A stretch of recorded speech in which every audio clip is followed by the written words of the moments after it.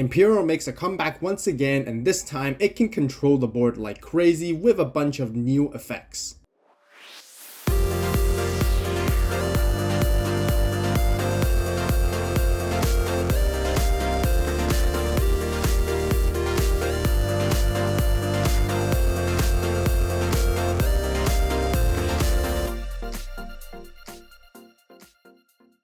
Digimon fans, welcome back, and today we'll be showcasing the brand new BT12 version of the Imperialdramon Deck Profile. Just like all the other pro tags from the newest BT12 Across Time set, Imperial has gotten tons of new cards to support the archetype. The deck can now search even faster than before, DNA Digivolve consistently, and has a super powerful top end that can potentially bottom deck all of your opponent's Digimon. Although some of the effects from the new cards which we got may seem not to blend very well with the older version and style, but the way I approach this deck mainly remains the same with the early game aggression, and the major difference is that now we have been giving some slightly newer tools to work with for our top end combos. Like always, I'll include a how to play and combo guide after the deck profile to show you guys what I mean. But first, let's get into the deck profile.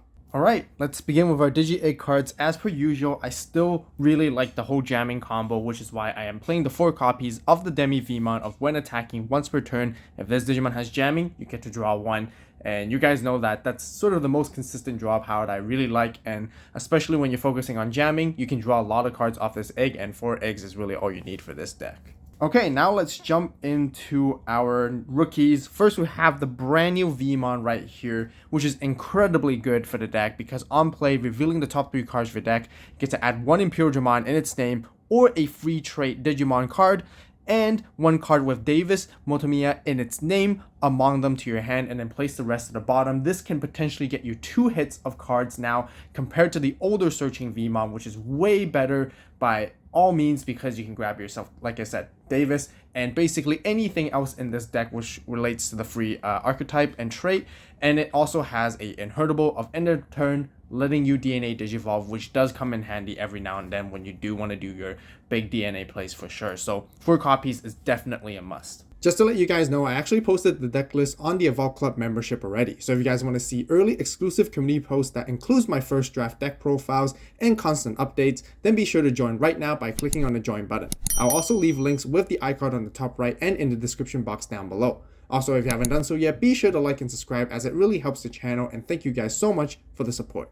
Next, we have Vmon's partner, which is basically identical in terms of what it does. We got the 4 copies of the Wormmon. This one also on plays revealing top 3, adding yourself a Imperial in its name or a free in its traits, and 1 Tamer, this time with Ken specifically in its name, and exactly the same as Vmon. It has the end of turn DNAing so that you can go into your DNA combos when you need to. So a 4 is definitely a very highly optimal amount that I would go for too.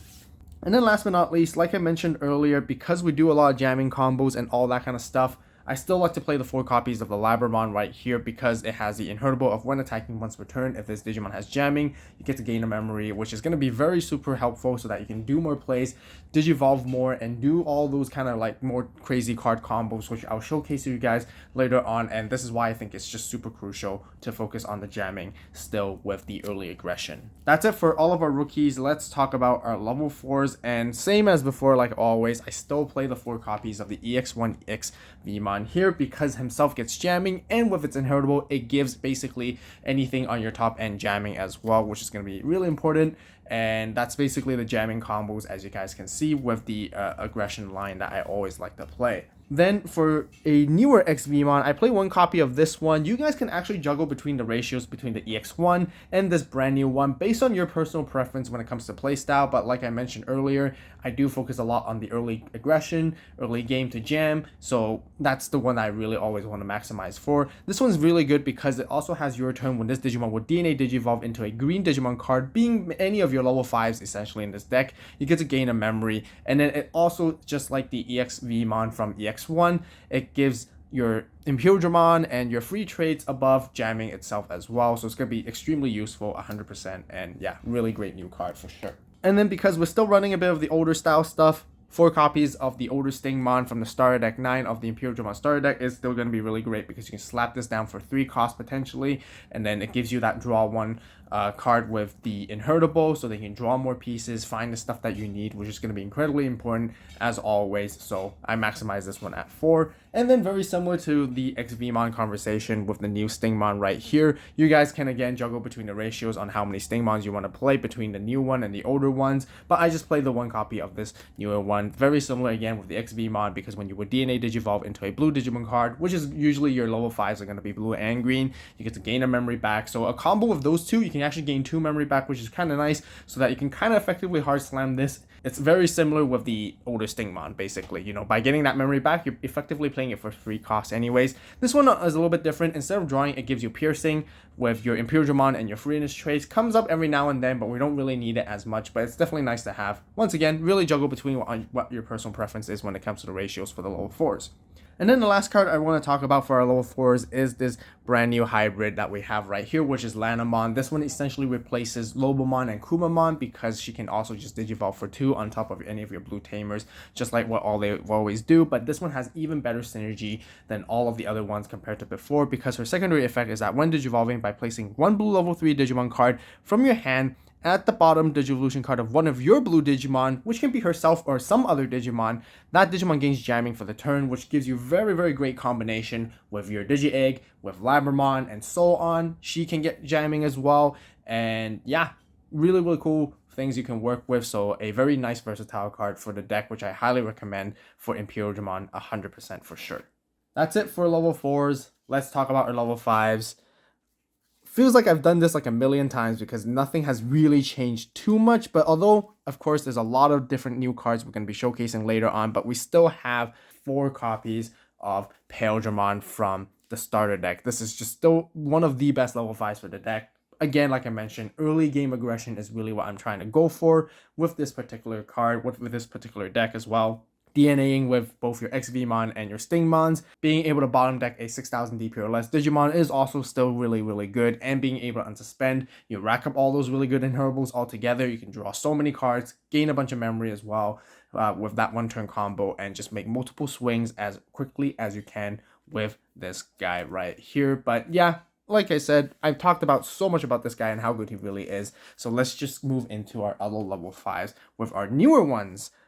We got this brand new Imperialdramon, and we played 2 copies of this one from the BT12 one, exactly just like the Imperialdramon that we saw before. It DNAs with a blue and green Digimon, that's level 4, and then when Digivolving, it trashes the top 3 Digivolution cards of all of your opponent's Digimon.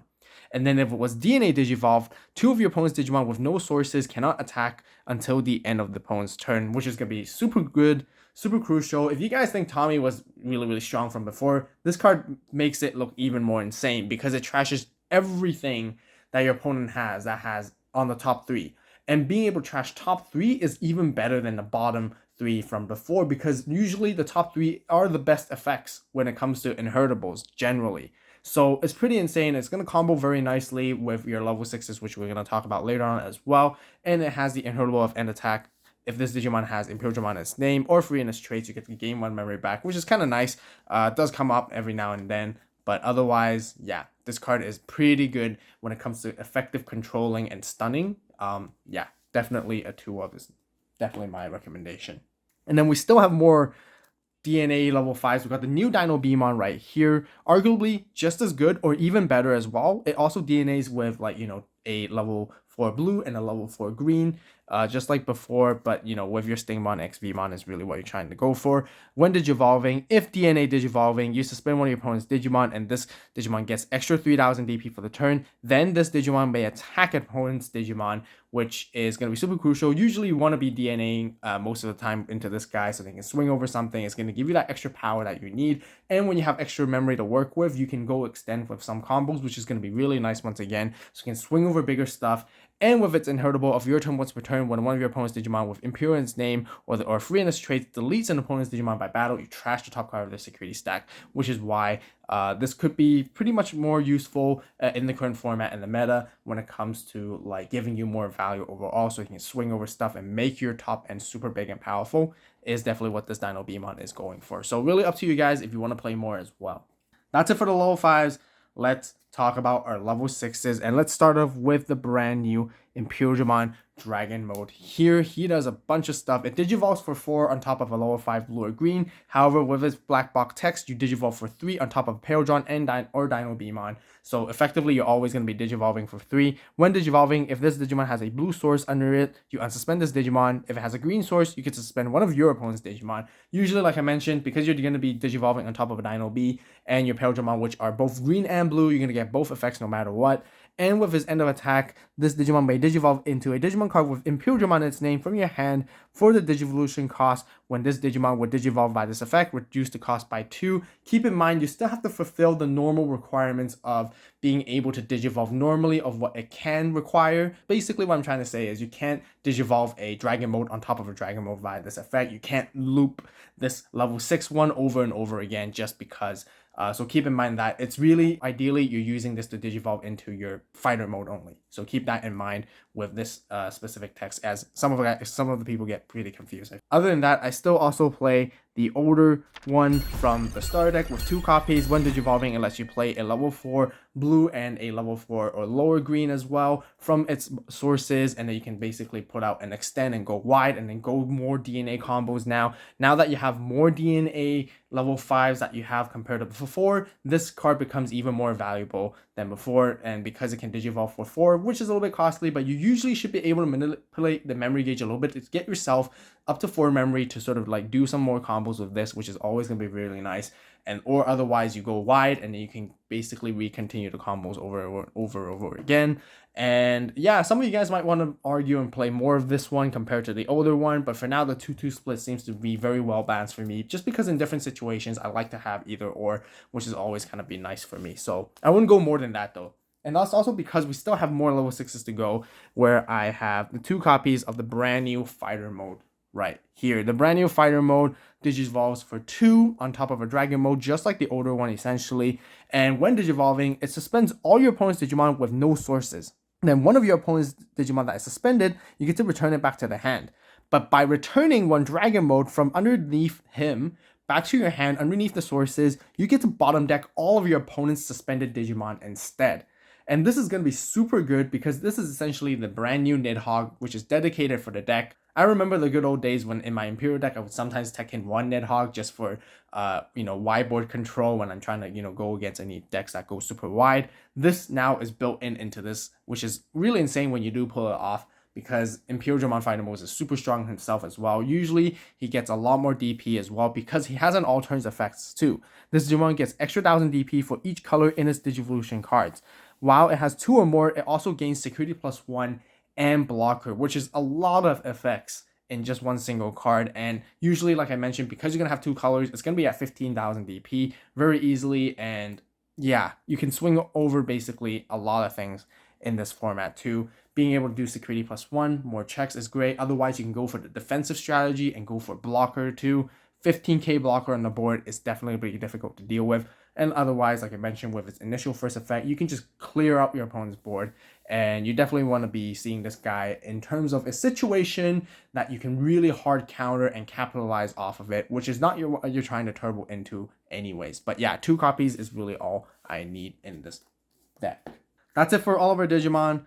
Let's talk about Tamers. First, we still got the good old Davis right here. I would like to play 3 copies of the Memory Tamer one, just because for more searching consistency. Also because we have a lower rookie count. We only play 12 rookies right now, but we do have the mulligan advantages. But I still want to be able to search fast, get the 3 memory as often as possible, because I can grab myself a blue and green Digimon, 2 hits at the same time, very, very, very easily with this deck all the time. So yeah, this is why I definitely want to play the 3 copies of Davis, and searching more, having multiple copies of it is not bad at all, because by finding more pieces enables more plays. Otherwise, if you guys don't want to play 3 copies of that, let's talk about this new Davis right here. You can play 3 copies of this Davis instead, and then bump the other one down to 2. Really up to your personal preference, but just through playtesting, I felt it was just more consistent with the Memory Tamer one. But anyways, let's talk about this new one. Start your main phase. If you have a Digimon with 3 in its traits, or a Tamer with Ken in its name in play, you get to gain 1 memory. And then your turn, when your 2-color blue Digimon attacks, by suspending this tamer, this Digimon may Digivolve into a Digimon with Imperialdramon in its name from your hand for the cost. Keep in mind, once again, just like the Imperialdramon Dragon Mode, which we talked about earlier, you have to be able to still fulfill the normal requirements, whatnot. It doesn't let you skip levels. Keep that in mind. So basically, what it's really trying to say is if you swing with a level 5, which is going to be your Dino B or your Imperialdramon, you can use this guy to help you get into a Dragon mode while you're attacking, or you can get into even a Fighter mode while you're attacking, or otherwise, if you're swinging in with a Dragon mode, you can get into a Fighter mode while attacking as well. That's really what it means. That's really what it's there for. Again, I'll show you guys how it all works in the combos later on. And then, of course, we still like to play the 2 copies of the Davis and Ken because it gives you so much memory when you have a 2-color Digimon, both being blue and green. You get to gain 2 memory right there, 1 memory each, and optimally, like I said, 2 memory. Otherwise, when one of your Digimon digivolves into a 2 or more colors, suspend these guys and suspend that Digimon as well, so you can do those good old crazy plays again, which I will go through and teach you guys those older ones too, which is always going to be really nice.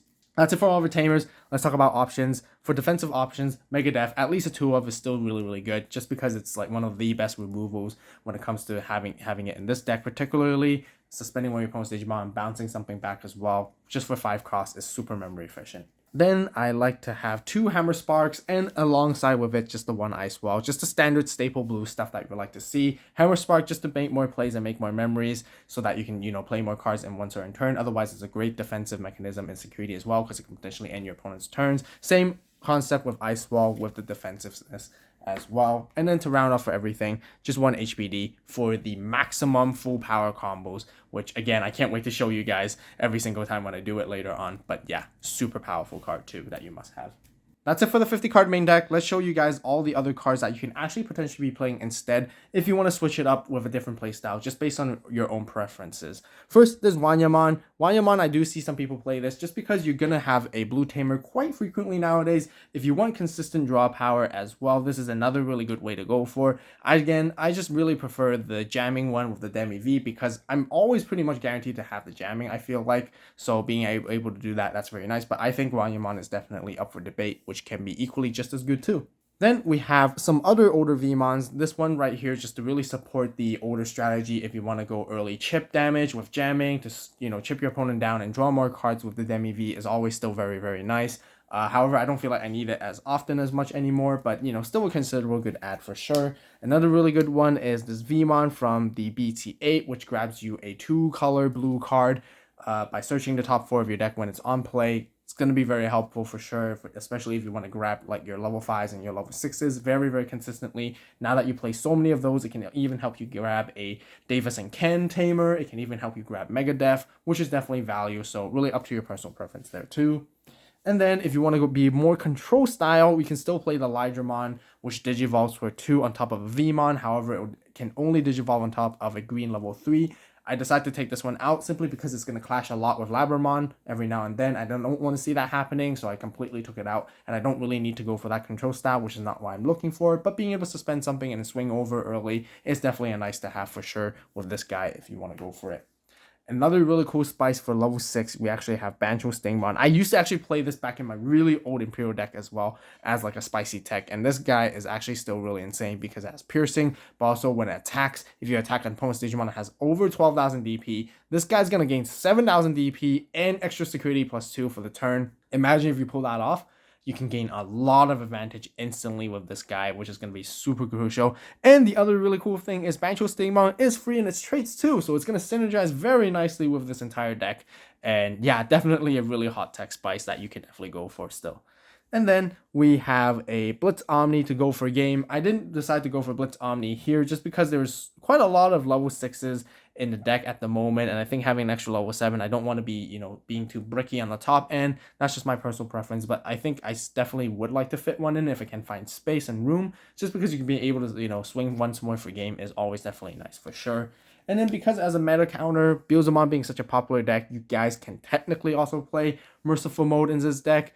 Definitely really good to slow down against a Beelzemon matchup if you would like to. It digivolves for 6 on top of a red, blue, green, yellow Digimon. That's level 6. Otherwise, you digivolve on top of a Omnimon for 3 costs instead, but usually you're going to be paying 6. And then you get to delete something for every mega you have in its sources, and then basically grab 10 cards from your opponent's trash and place it back to the bottom of the deck in any order. And it has the start of your turn so that you can sort of trash your opponent's security as well, but you have to trash this guy. So, which is not bad at all. It does come in handy in some situations. Last card I do want to talk about, which I don't play anymore at this moment because it's been so difficult to find room. But if you don't want to play Hammer Spark, I think this is a good sort of like alternative. Blue memory boost, being able to search more, give you more memory, makes more plays, and for consistency, and you know, it makes up for the lower rookie count in the deck nowadays anyways. Definitely still a really good card for sure. But again, I find it difficult to find room in it. As I'm juggling through different other pieces, I might make even more updates with this. I do really want to find a way to put this card back in somehow, at least a 2 of. So we'll see about that. But you know, up to you guys. Definitely the suggestion there. All right, that's it for all the cards I want to talk about. Let's show you guys the combos and how to play this deck. We'll showcase the older combos, which I always do, but we'll also showcase the newer combos at the same time so you guys can completely learn all together in this one whole video. So of course, mostly you're going to be hatching your egg. You really want to be digivolving your Labramon. Your opening hand is what you really want to be seeing, like the Labramon XVmon combo. Sometimes, you know, just seeing XVmon is really good enough, but that's the most optimal. Don't be too greedy when you're mulliganing.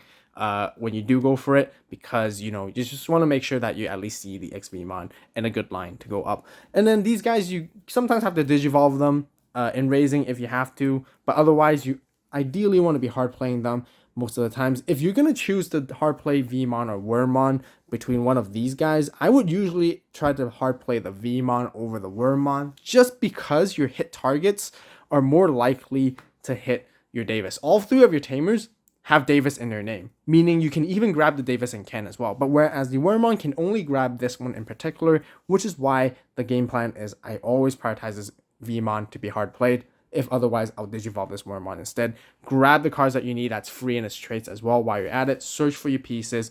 Look for your early game combo like always. And this is why I really like these new support cards, because they do help you get those pieces very quickly and efficiently. Of course, like I mentioned, play your Davises as soon as you can. At the beginning of the turn, if you have to give your opponent 4 memory, don't worry about it. Setting up your Davis is actually super important, like always, because it's going to help you pull off your main combos and being able to find your pieces. Otherwise, play this Davis if you can. Treat it as like another hard play rookie, which is going to give you value later on. And then otherwise, just play Davis Ken as well. So this is sort of like the priority order I like to go in. Now, just like the good old days, you want to start your turn at 3 memory with this combination right here. Ideally, you're going to gain a lot of memory. You're going to push your XVmon up and you just immediately swing in, and then you gain 1 memory with Labramon because you have the jamming with the XV, and then you get to draw 1 because you have jamming right there. Super easy, which is nice. Now next is you either want to hard play your either Stingmons. This one just costs 3, which is going to be great. This one effectively costs 3 anyways because you're going to be going into your DNA combos either way. You can digivolve on it, but why not sometimes chip at your opponent's security for extra damage to set yourself up for lethal later on, so then you can, you know, go for the game-winning plays. Anyways, either way, you play either of your Stingmons, whatnot, it's going to cost you 3 memory regardless, and then you just immediately DNA into this guy right here, just like your good old times with your Imperialdramon here. And then with Imperialdramon, it's going to reset all the inheritables because it is DNA Digivolved. So you get to swing, unsuspend, gain another memory back right here, draw 2 cards, 1 for Demi V, 1 for Sting, and then swing again right here, and then you draw another card with Sting to finish off with this level 5 main combo. And then to further extend it, at sometimes with a different situation and different scenario, this is when you would either play your new Imperialdramon and your new Dino Beamon. If you have these options in your hand, depending on your matchup, depending on the opponent's board state, these are the times where you would play these guys differently. And either or, if your opponent has something that's kind of threatening and you want to swing it over, go into the Dino Beamon so you can swing over them. If you have something that you want to stun, your opponent's trying to go a little bit wide, this is when you go into Imperialdramon, giving you a very nice toolbox feel when it comes to going into your DNA Digivolution stuff. So anyways, any of these guys will work well very nicely. And then ideally, this is, let's going back to the older Dragon Mode combo right here. After swing, you can Digivolve into Dragon Mode for 4 cost, and then you get to play out your XV and your Stingmon ideally right here. Sometimes if you don't want to play your XV, you can play the Labramon back out, or if you had a Vmon in the source, you can play the Vmon and have its on play to search, And then in many situations, if you're able to sort of gain more memory and retain your turn and whatnot, this is when you can go really, really hyper aggressive with your combo, and you can sort of extend and continue to play and make multiple swings like crazy. Because then you can go into XV, into Sting again, right here with these guys, and then you can do the double checks with it again. Or you can go into these ones to go for the toolbox type of plays, whatever you need and whatever you want. Like always, I mentioned, if you have HPD, that's when you go for the crazy massive combo if you have Davis and Ken on board as well at the same time. Let's just say you're back at this situation earlier on. Let's just move everything else out of the way so it doesn't confuse you guys. But let's just say we have XV and Sting, like that.